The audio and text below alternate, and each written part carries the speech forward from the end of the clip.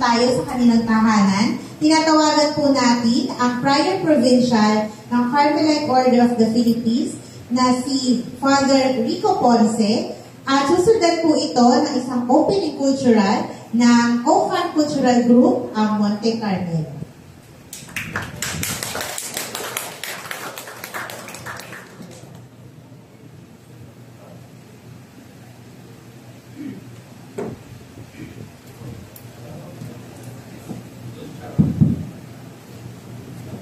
Magandang hapon po sa inyo lahat. Good afternoon. First, let me welcome all of you to this place. This is the Titus Bransma Center. It used to be a seminar house in the 1990s. Si Father Bernard Rosendal pa ang director dito. This is very popular among development workers, NGOs, so may live-in accommodations din po. And then later on, it was converted into the home of the student friars. So dito po nakatira kami mga seminarista, mga nag-aaral sa theology.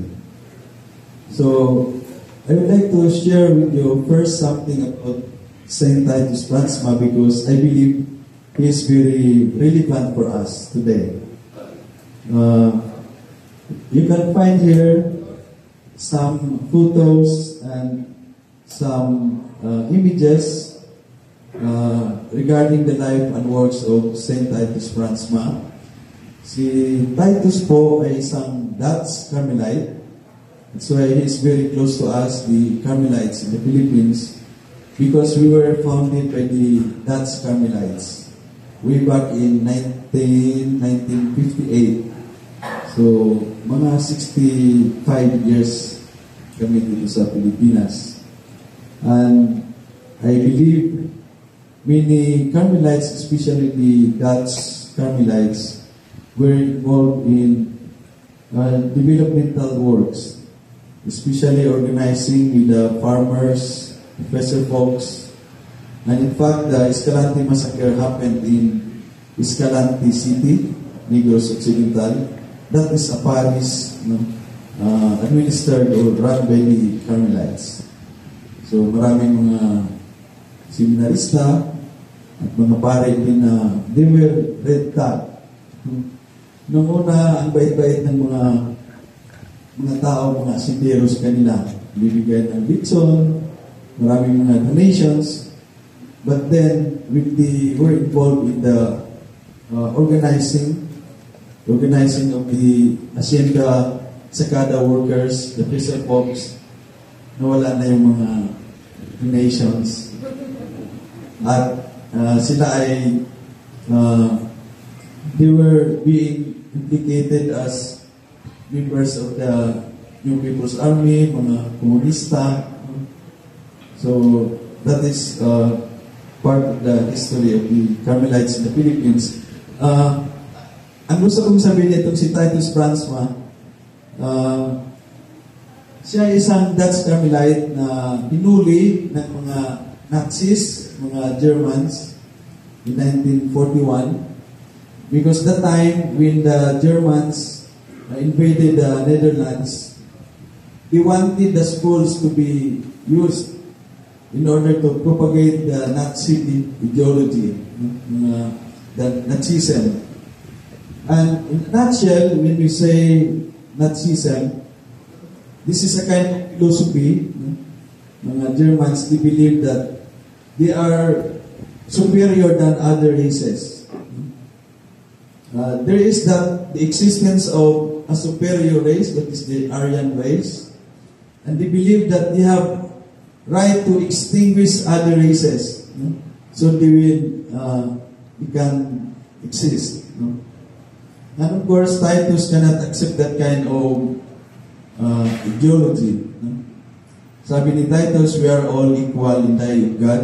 We are all equal in dignity. Kaya he resisted the Nazis, and that was the very reason he was imprisoned. He was brought from one prison to another, and finally he was killed by lethal injection in Dachau, Germany. So for us, Titus is a symbol of defending the truth, and standing for freedom. So Titus was canonized as May 15, 1 year na yung May 15. And we also bring Titus to the different parts of the Philippines, especially schools, because we believe that Titus is very relevant, especially among journalists.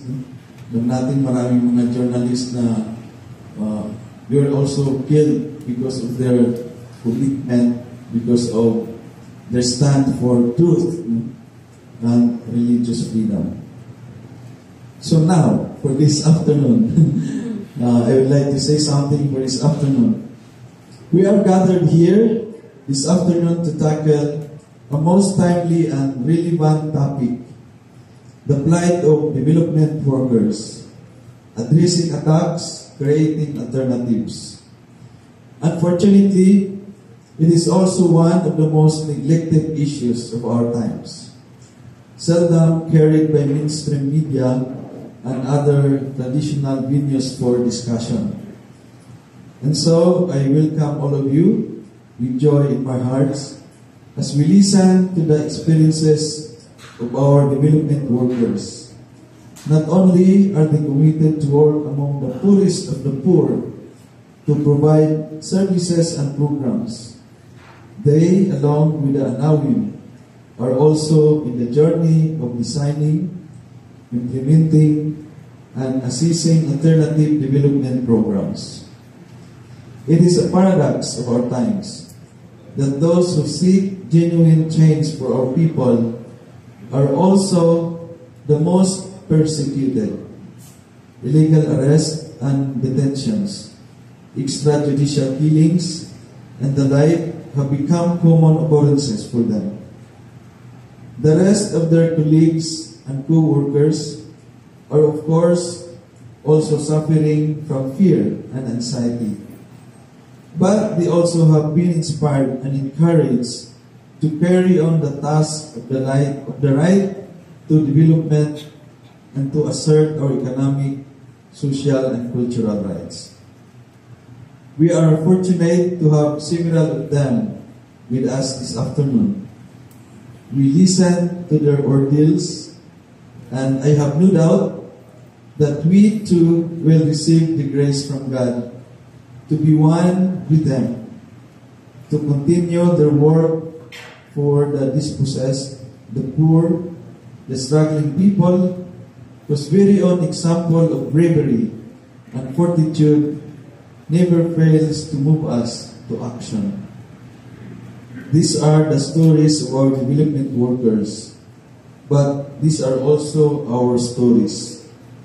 Together, let us learn from each other. Maraming salamat po at mabuhay po kayong lahat. Mabuhay tayong lahat. So, tinatawagan ko ang inyong kasamahan. Ang grupo po namin ay tinatawag na Monte Carmelo. It's a Spanish word or Spanish expression for Mount Carmel. So, we are composed of our spirit friars. May mga co-workers din po kami at kasama po ako.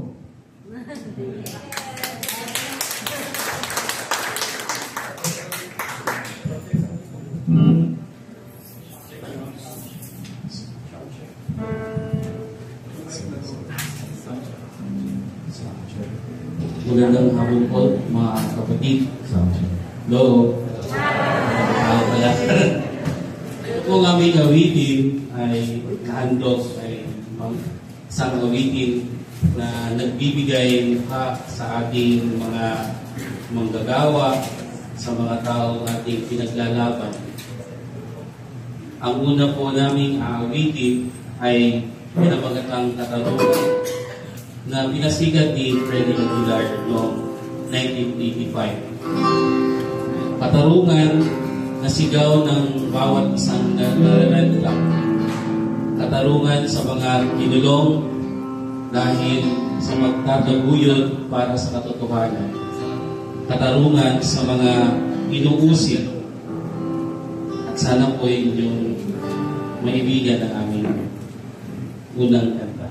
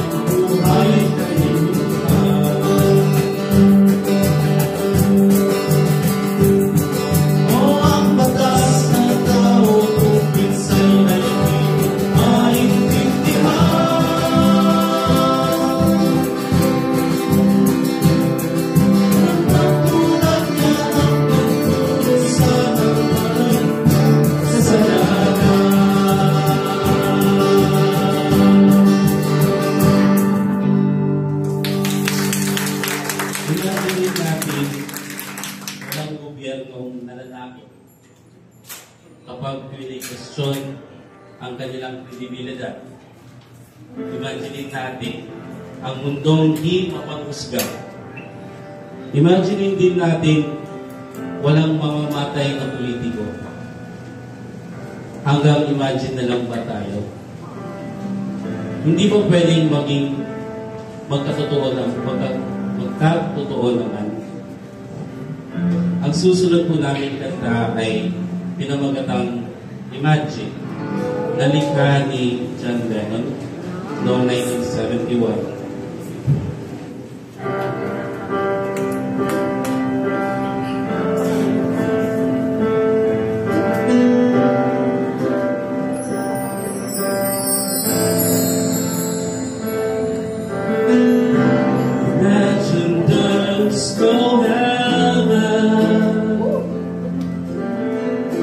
It's easy if you try. Oh, well below us, above us, only sky. Imagine all the people needing for today.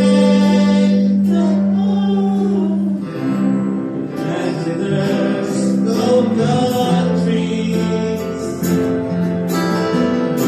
It isn't hard to do.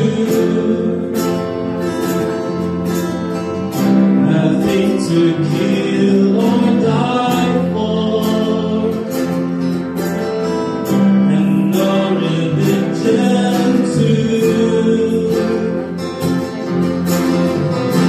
Imagine all the people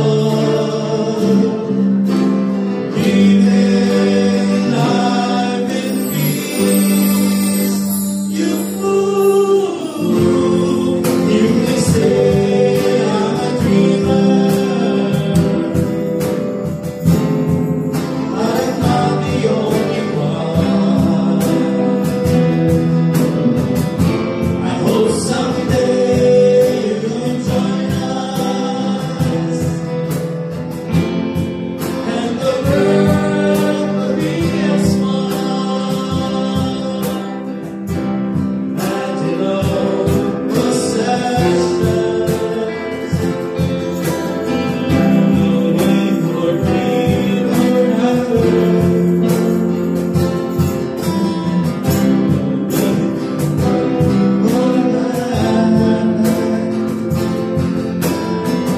Our brotherhood of man. Imagine all the people sharing all the world. You may say I'm a dreamer, but I'm not the only one. I hope someday you'll join us, and the world will be as one.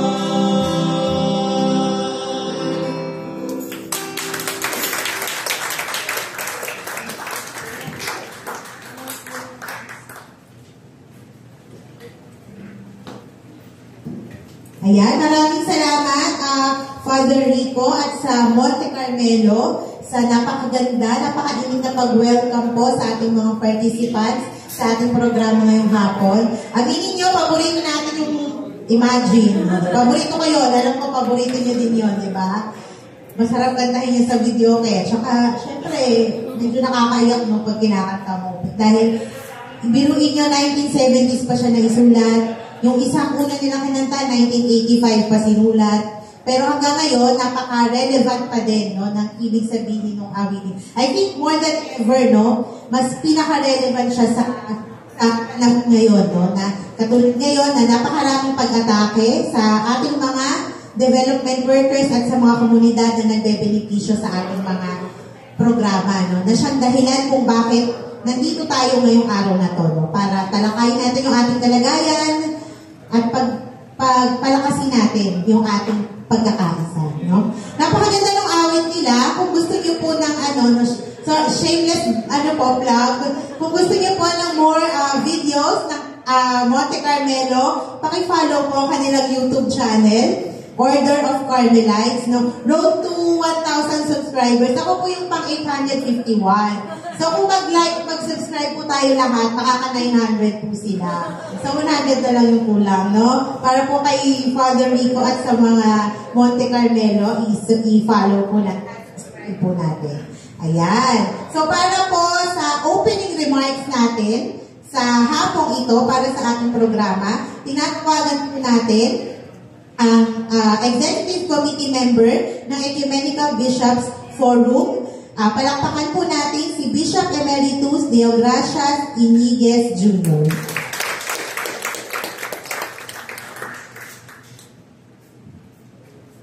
Sa inyo pong lahat, minsan pa kagaya ng pinayag ni Father Rico at ng ating Monte Carmelo Choir, sana tayo magkaroon ng isang makabuluhang pagpupulong. Makabuluhan sa sense na ito'y makatotohanan at ito ay talagang kailangan. Pagkat ang ating tatalakayan ngayon ay masasabi natin isang napakalungkot na nangyayari sa ating bansa.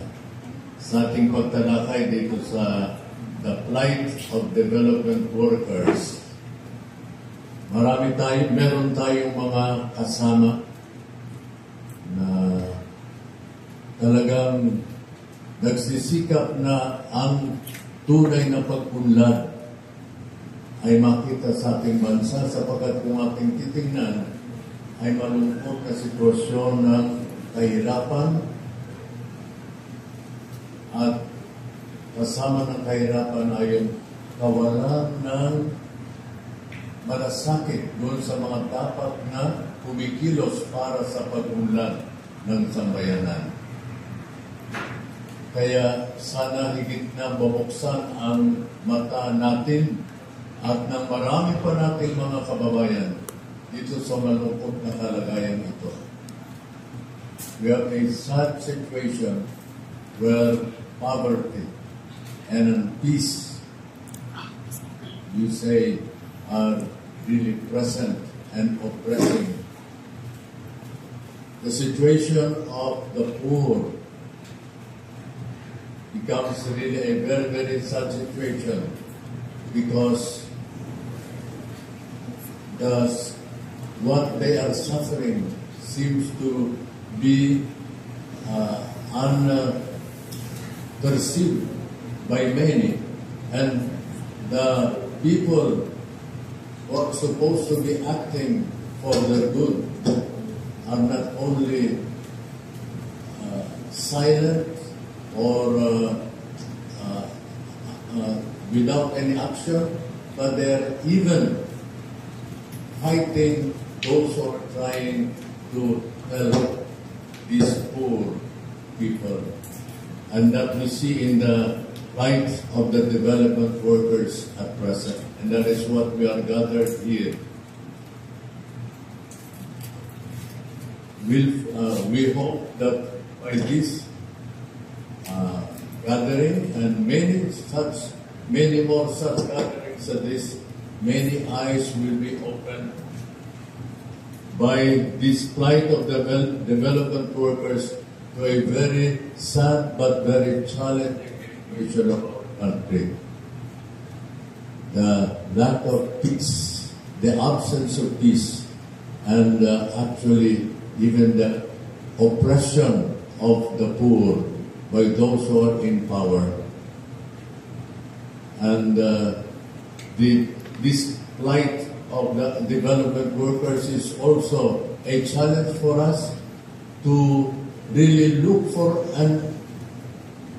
the opening of the eyes of many of our fellow human beings, fellow citizens in the Philippines, so that we can act more relevantly, more powerfully, so that this situation may be, we may come to open our eyes to it and fight against it and really work for the good of everybody.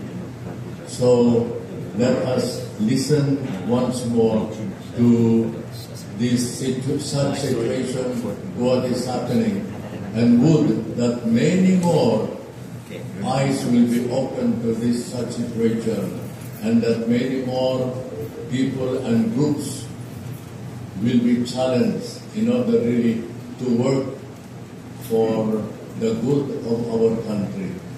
So may this realization of the plight of our development workers incite us to the such situation and to do something so that together we may really work for the good of our country, for the benefit of those who are oppressed, and for peace in this land among us all.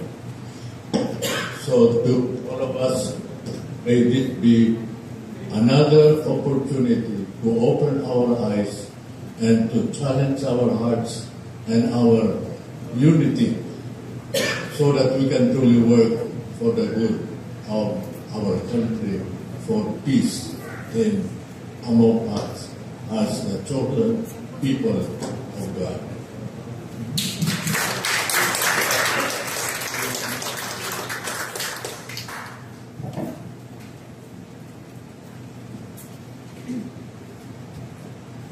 Check.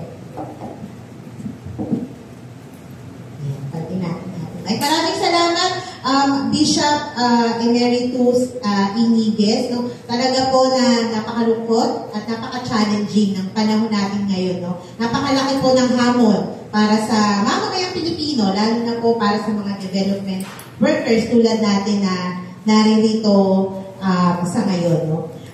At bago po natin tawagin yung susunod nating tagapagsalita, pasalamatan muna po natin ang mga nag-organisa ng forum na ito. Ito po ay handog sa atin ng Assert Socio-Economic Rights Network o ASET, ng Ecumenical Bishops Forum at ng Anawing Mission para sa Mahihirap. Palakpakan po natin sila. Para po sa ating unang tagapagsalita para sa hapong ito, para po ibahagi sa atin ang pambansang kalagayan sa karapatang pantao, tinatawagan po natin mula sa Public Information Desk ng Karapatan. Palakpakan po natin si Ms. Winona Birondo. Bilang, tinatawagan po natin mula sa Union ng mga Manggagawa sa Agrikultura. Palakpakan po natin si kasamang Mara Peralta.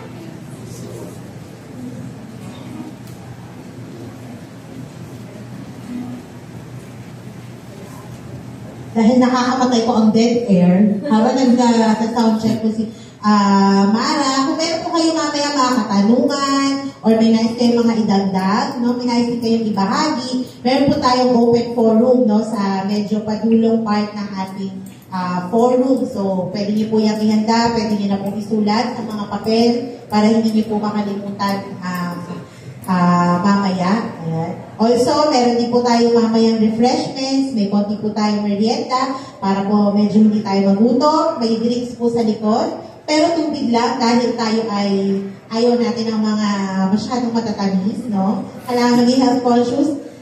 Okay ka na ba dyan, ma'am? Hindi pa. Ayan, baka pwede pa tayo magpatunan. Ayan. Dahil na panahon po ngayon ng mga vlogging, sabi nga po ni Miss Brenda, meron pong libro na isinulat si kasamang Ben. Ito po yung libro ng kanyang mga tula. pagbisita at mga tula, pandayan ng paninindigan, pagbisita at mga tula ng pakikibaka. Ito po, magkano po ito? 250 pesos po. No? Pwede po kayong bumili sa asset para din po makatulong tayo sa campaign po para sa pagpapalaya ni kasamang Ben at ni kasamang Mita. Ayan.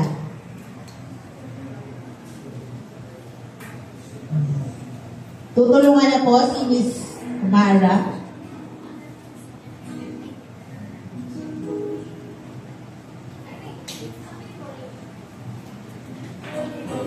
Ito po talaga sa mga live show. Minsan may mga technical difficulties.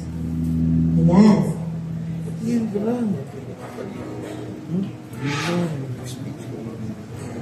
Kita nakisa. Sige nga. Congratulations sa hanap natin ng volume. Ito. Muli, palakpakan po natin si Miss Mara Peral.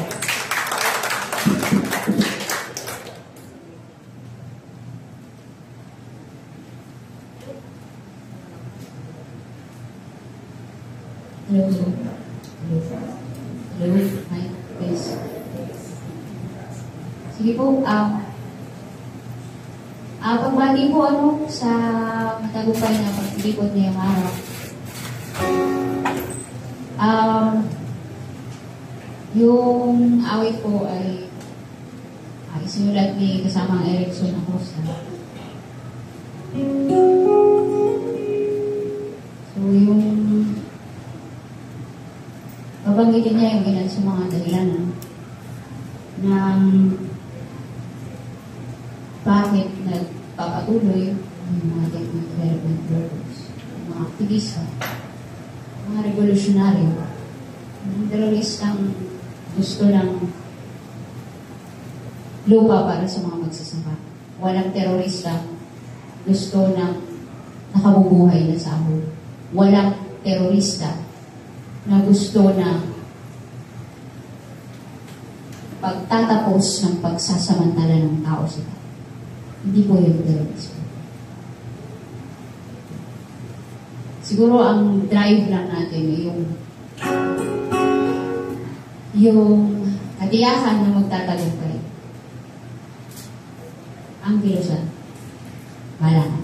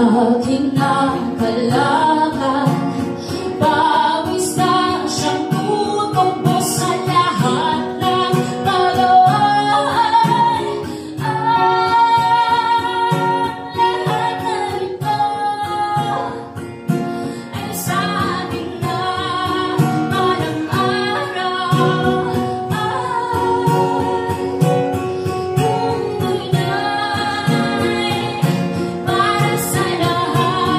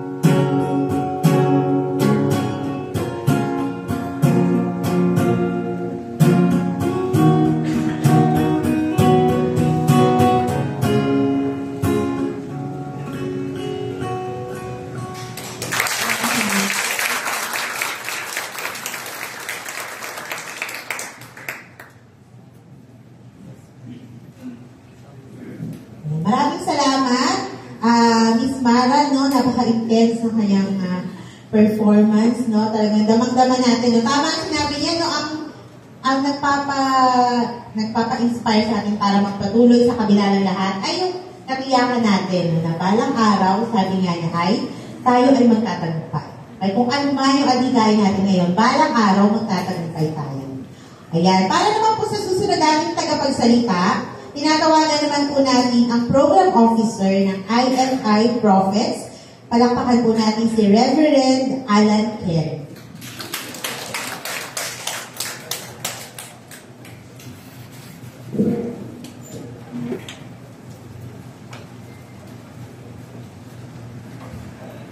Ang isang pangkulturang pagtatanghal, muli ikasama Mara Peralta.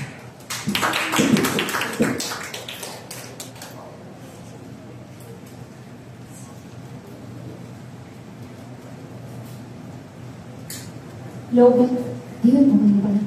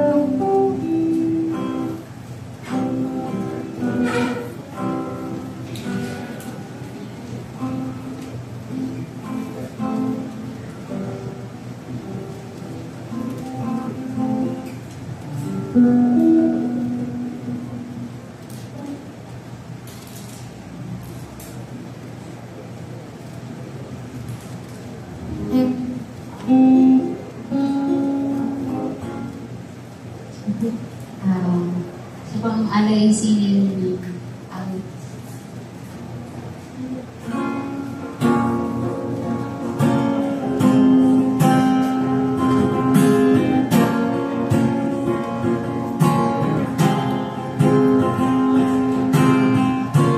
bawat damdamin ipos ay bigtisin, lahat ito sa unos ay bigkasin, tatanggalin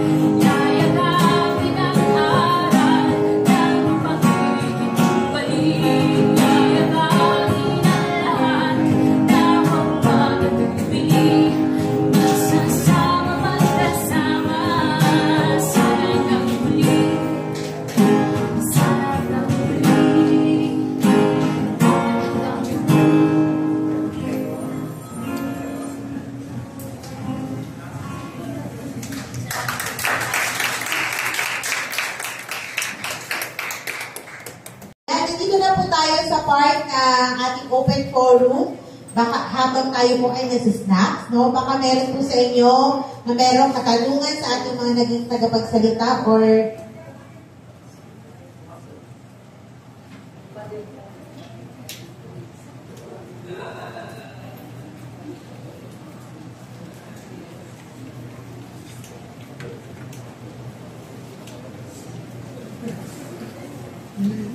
ayan. Sa una pong magsasalita sa ating open forum, tinatawag po natin si Father Gabriel.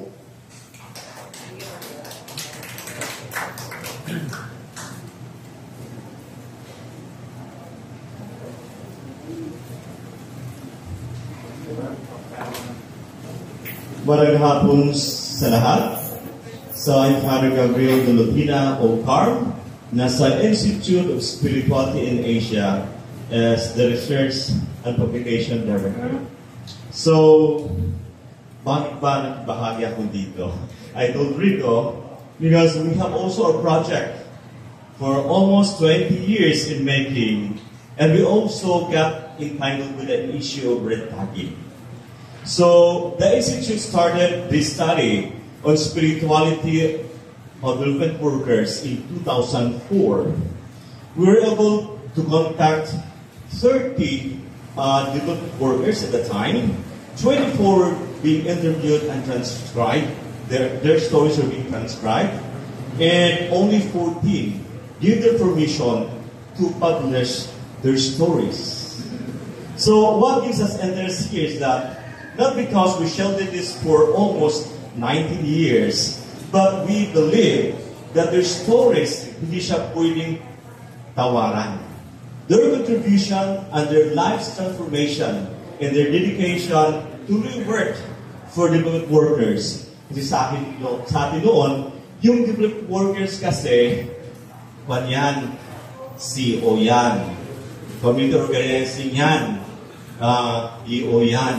So, I'm a graduate in sociology together with Father Rico.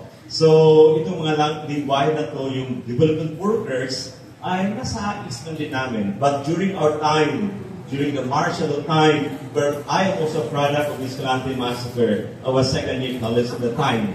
So, ibig sabihin, nabubuhay kami sa panahon ni Marcos, kasama kami sa lansangan. We work with the development workers, sa factory workers, sa the start of the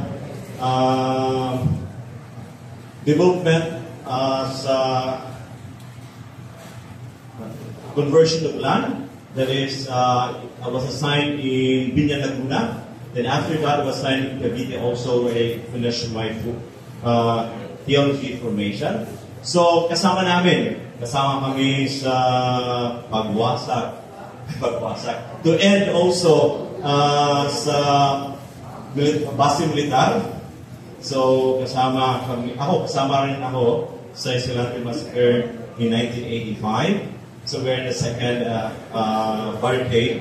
So, ibig sabihin, nabubuhay kami, nandun yung, we're young at the time. So, nandun yung fear, pero nandun yung excitement to really work with the people. Very sectoral kasi kami cardinalized at the time when we were in college. So, as early as first year college kami, meron kami ng area sa Fisher Falls. Meron kaming area sa workers din, sa mga Shina workers. So, pag nasa time kami sa summer, we have also time to work with the Fisher Falls. So, hindi lang yung nakikain, but we really journey with them. Kasama kami may isda. Then, when we arrive at Manila, also our formation is coastal landscape. We're working with the urban poor in Caloocan area. At the time, Bagong Bari was a very favorite place for us. So, I'll go back to our book. The book is entitled I Stories. Bakit ginawang I Stories? Because this is a very personal story of their commitment and conversion. A lot of their values have given up, and they also gain a lot from their life's struggle, working for 20, 30 years as development workers. So, sabi nga namin, di dapat na i-shield lang natin itong book na ito. The book will be published, tapos na ang kanyang final editing. So, naka-layout na. Ilabas namin ito by June this year. So, ang kagandahan ito, they are telling their stories black and white. But, in relation to red tagging, yung iba, tinago namin in their children name. Kasi mahirap na nga. Yung iba talagang nag-back out kasi hindi na sila sumagot dun sa tanong namin. Could you give us a waiver, a permission for us to publish your stories? And that is why we decided really in the Institute ipagpatuloy ito. So what is inside the book? It's also very relevant sa mga young development workers, ongoing workers sa different sectors of our communities this time in the Philippines. Makita natin paano nila were able to aim out, paano nila sinusuong yung lahat ng sitwasyon. There's still, there are cases there that have been raped, there have been more than what you have testified is, because at that time was during the time of martial law. Grabe talaga. So, babasa nyo, but they are covered with the shield name. And we have also 3 theological reflections. Among those who have written, si Father Rico, isa siya sa mga nagbigay summary and nag-deepen sa theological reflection ito. So, ito yung offering namin sa Institute of Spirituality in Asia. Kahit 20 years, nga nagkatenga yan, but still, we're happy to offer this to the development workers throughout the Philippines. And we hope and pray you can really also gain something by reading and learning from their inspirations and what are the new values that they also gain from those years of struggles. So, kami, I'm an outgoing research director, but I'm happy also that by June, ay panlabas namin ito. And I hope you will get one copy of this. Because this is a treasure sa isa. Pinaghirapan ito. Ang hirap maghanap ng tao at to tell their stories, their real stories. Maraming mga instances sa buhay nila, talagang ital-ital na. Really depressive, tapos talagang ang hirap-hirap na, but still to continue to offer their lives. At isa doon, sabi nila, their life-transforming experience would be their offering. Sana ito daw ay isa. There should be a life that gives us inspiration na magpatuloy bilang isang development workers sa Pilipinas. Mas lalo na sa ngayong panahon. So, yun ang ma-share ko. Sana, you'll be looking for that book. And it is in the Institute of Spirituality in Asia, 3rd floor. And we will also be launching the book. Sana, we'll be meeting you at that time. And we are happy to offer the book as an inspiration and as a legacy of the Institute of Spirituality in Asia. And we also celebrate this with Father Bernard and all our Carmelite priests and brothers who are working in development work. Kasi naman ang mga Carmelites are known to be a social worker din sa mga programs namin sa Mindanao, sa Visayas, at dito sa Luzon. So, hopefully, magkita tayo, and I'm going to reiterate, it is our offering, it is the legacy of the Institute of Spirituality in Asia to offer this book for us all. Thank you.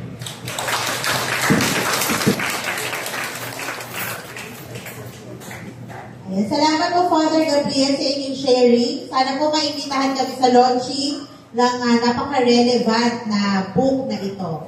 At in the interest of time po, magpapatuloy na po tayo sa ating programa. Nag-overtime po tayo ng konti dahil medyo napapasarap yung ating mga talakayan tungkol po sa mga kalagayan nating mga development workers.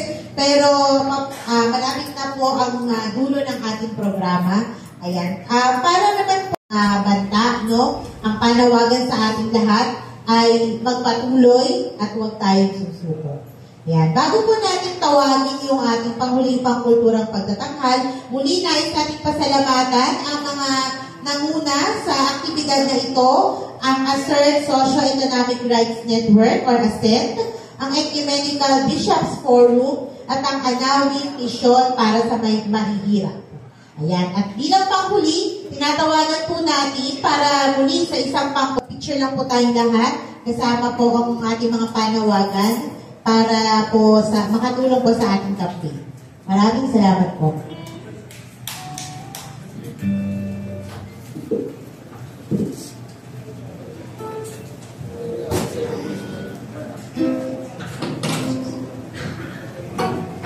Hello. Itong kakantahin namin na ito yung gaya-gaya song. Ito yung pag-ibig na pagmamahal na nagsimula sa isang pakikibaka. Ito yung pagmamahal sa atin, mga taong simbahan, sa mga sektor ng lipunan. Ito din ang pagmamahal natin bilang buhay na simbahan na nakikilakbay sa pakikibaka ng mga mamayan at mga dukha.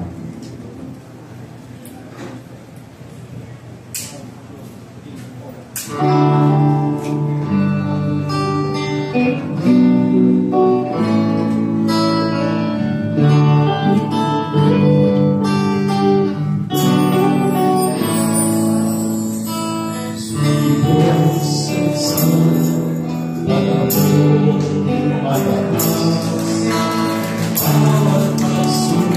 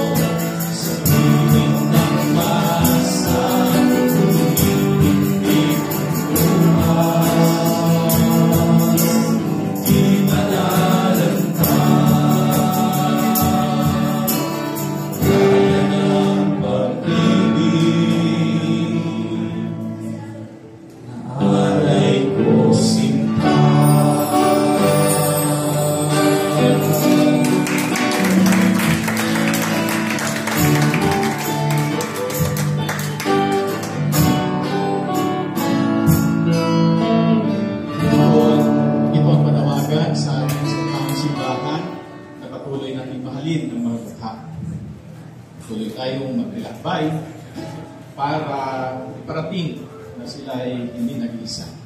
Sama tayo.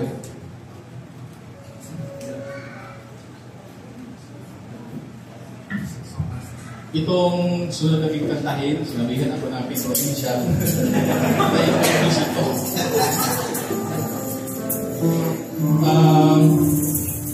Ito yung isang pagmamahal na hindi matapos-tapos.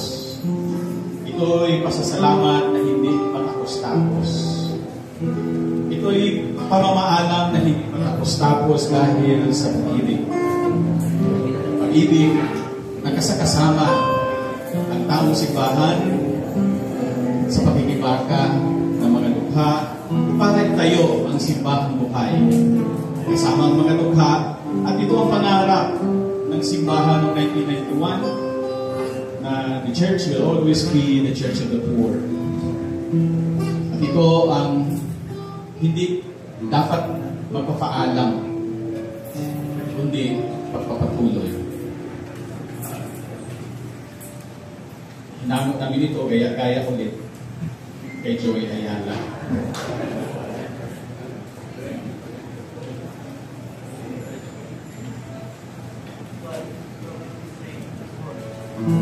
Diba ayo'y narito upang maging malaya at upang palayain ang iba.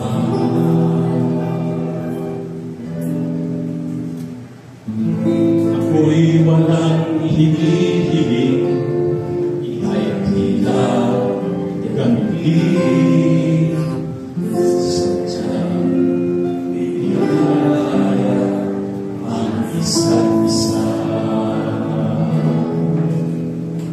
Ang pag-ibig natin ay walang hanggang paalam. At habang magkalayo, pagmalapit pa rin ang puso. Kahit na magkahiwalay, tayo'y magkasama sa magkabilang dulo ng mundo.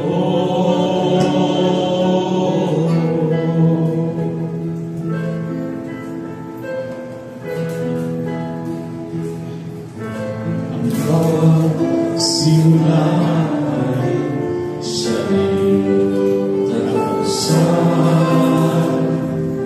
May patutunguhan ba ang ating pagsikat? Sa biglang tingin, kinabukasan, subalit di malugi ang pag-asa. Ang pag-ibig natin ay walang hanggang paalam. At habang magpalayo, at malapit pa rin ang puso. Kahit na magkahiwalay, tayo'y magkasama sa magkabilang dulo ng mundo.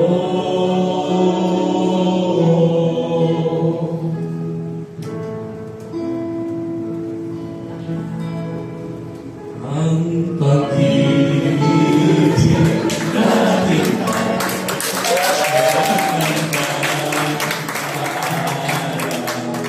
at habang magkalayo, mapalapit pa rin ang puso. Kahit na magkahiwalay, tayo'y magkasama sa magkabilang dulo ng mundo.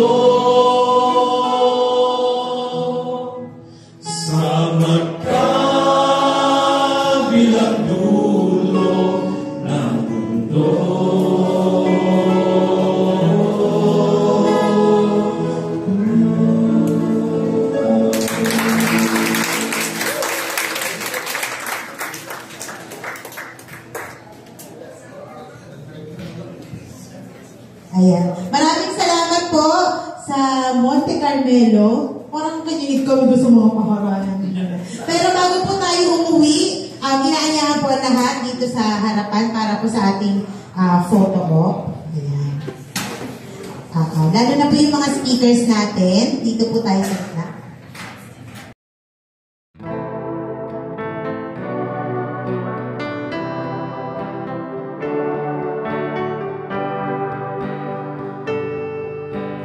Love gives deeper meaning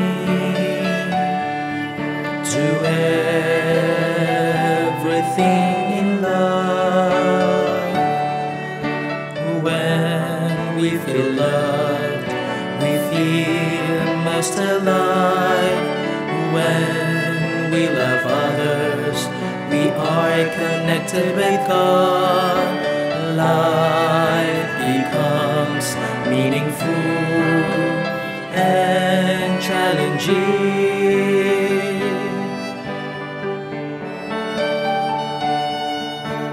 Have we asked ourselves what truly matters in life?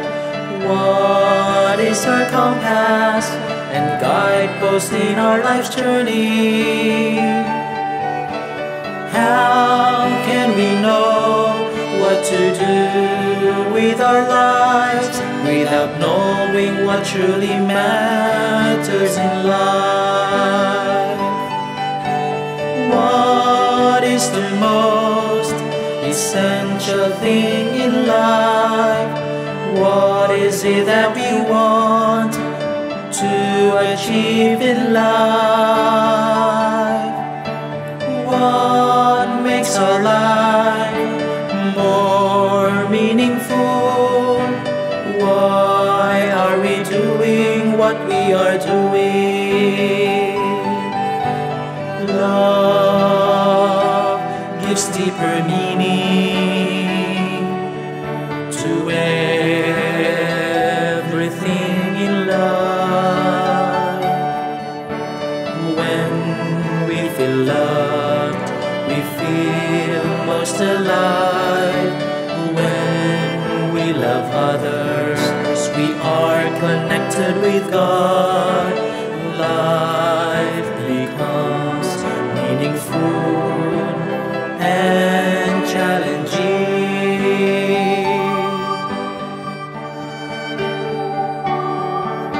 Is life all about wealth and treasure?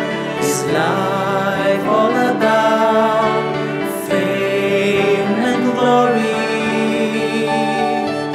Is life all about positions and power? Or isn't life about love and service?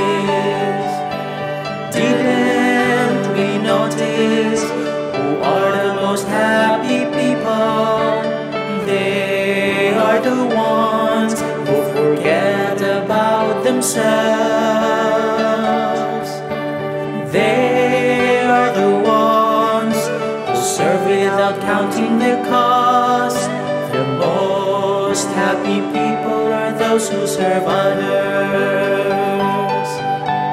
Love gives deeper meaning to everything in life. When we feel loved, we feel most alive. When we love others, we are connected with God.